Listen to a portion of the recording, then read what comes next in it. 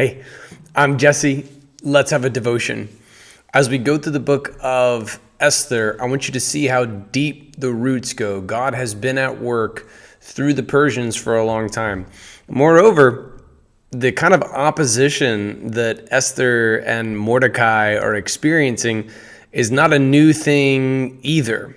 In the book of Ezra, there's this one portion, it's chapter 4, verses 6 through 23.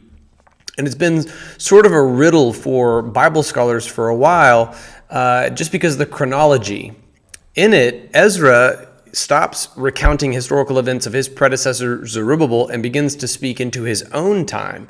And in fact, that time lapse actually encompasses the time of Esther, and it's going to name King Ahasuerus. And in fact, it's going to include a letter written in Aramaic to Ahasuerus' son, Artaxerxes. So Ahasuerus, Xerxes, those are the same guy. Artaxerxes is Xerxes' son.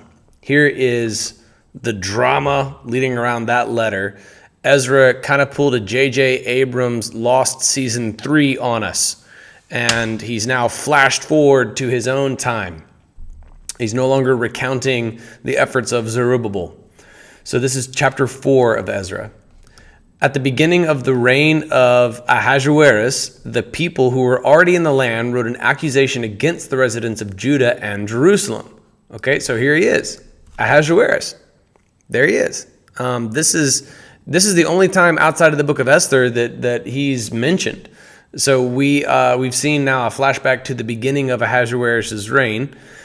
During the time of King Artaxerxes of Persia, that is Ahasuerus' son, so Ahasuerus / Xerxes, Artaxerxes, his son. Artaxerxes reigned for 40 years. During the time of King Artaxerxes of Persia, Bishlam, Mithridath, this guy probably was a Persian official, Tabeel, that's a Hebrew name, meaning God is good. This guy could have been a Hebrew. And the rest of his colleagues wrote to King Artaxerxes. The letter was written in Aramaic and translated. Rehum, the chief deputy, and Shimshai, the scribe, wrote a letter to King Artaxerxes concerning Jerusalem as follows.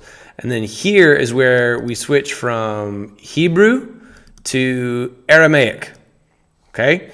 And it's going to be in Aramaic for a while in the original language.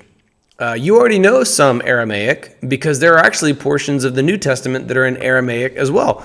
In the Gospel of Mark, when Jesus says to the little girl, Talitha koum, little girl, I say to you, get up. That was Aramaic. And when he opened the deaf man's ear, he also spoke Aramaic. And so there are some Aramaic quotes in the New Testament. It's kind of fascinating there that though the New Testament is in Greek, there are portions, little bits of Aramaic, because it was sort of the lingua franca, the mother tongue of business for that day and age.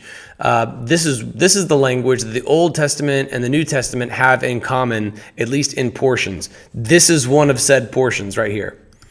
From Rehum, the chief deputy, Shimshai, the scribe, and the rest of their colleagues, the judges and magistrates from Tripoli. Hey, any Marines out there? You know this one?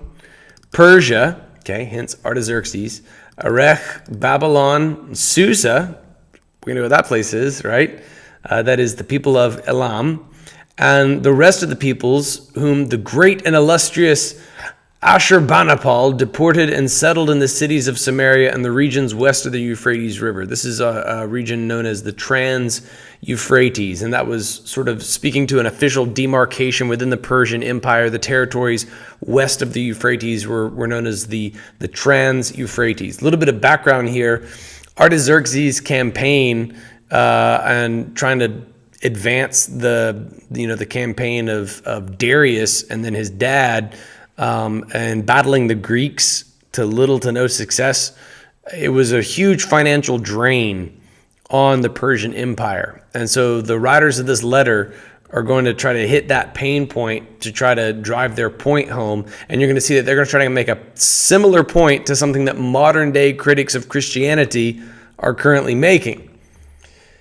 This is the text of the letter they sent to him. To King Artaxerxes, from your servants, the men from the region west of the Euphrates River. Let it be known to the king that the Jews who came from you have returned to us at Jerusalem. They are rebuilding that rebellious and evil city, finishing its walls and repairing its foundations. Let it now be known to the king that if that city is rebuilt and its walls are finished, they will not pay tribute, duty, or land tax, and the royal revenue will suffer. Since we have taken an oath of loyalty to the king, and it is not right for us to witness his dishonor, we have sent to inform the king that a search should be made in your predecessors' record books. Okay, this is they're trying to tell Artaxerxes to look closer at his dad, Xerxes, Ahasuerus, the king in the book of Esther, trying to get him to look at his dad's record books. You will discover and verify that the city is a rebellious city, harmful to kings and provinces. There have been revolts in it since ancient times. That is why this city was destroyed. We advise the king that if this city is rebuilt and its walls are finished, you will not have any possession west of the Euphrates. Now, this final little bit right here, written in Aramaic, was kind of a threat at sedition. Actually, you're not going to have any possession west of the Euphrates. The Trans-Euphrates region is going to rebel against you. And also, they are woefully wrong as to why the city was destroyed. Okay? No. It may have been rebellion, but it wasn't rebellion against the Persians. It was rebellion against God. God is the one who foretold this. And by the way, it wasn't even the Persian Empire who first did this. It was the Babylonians who did this.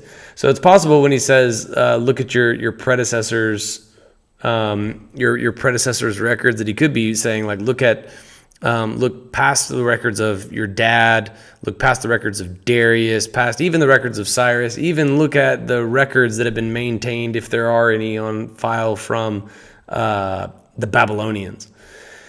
So this is all shade, and it's something that covers a huge swath of Persian history. There's our boy Ahasuerus. There he is, King Xerxes.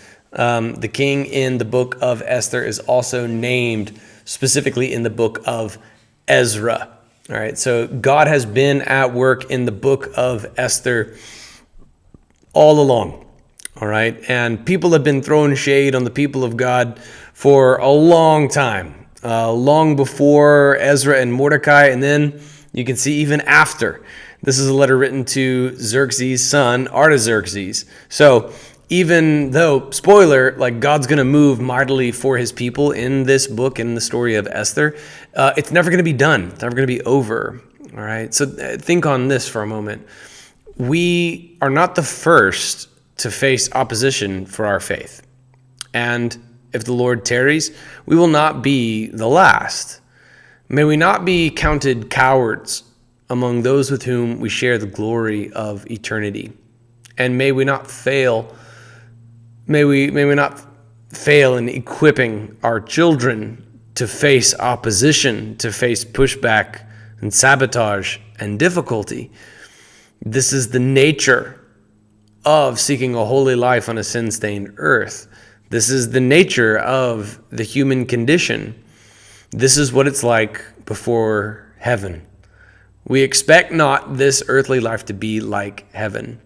As admirable and as amazing, as incredible, as courageous as Esther was, it did not put an end, as you can see, to rebellion against the cause of God in the house of Xerxes.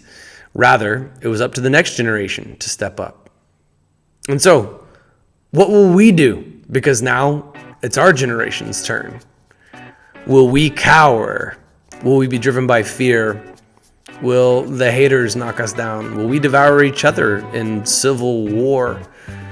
May we have the courage of Esther to stand, even if we stand absolutely alone.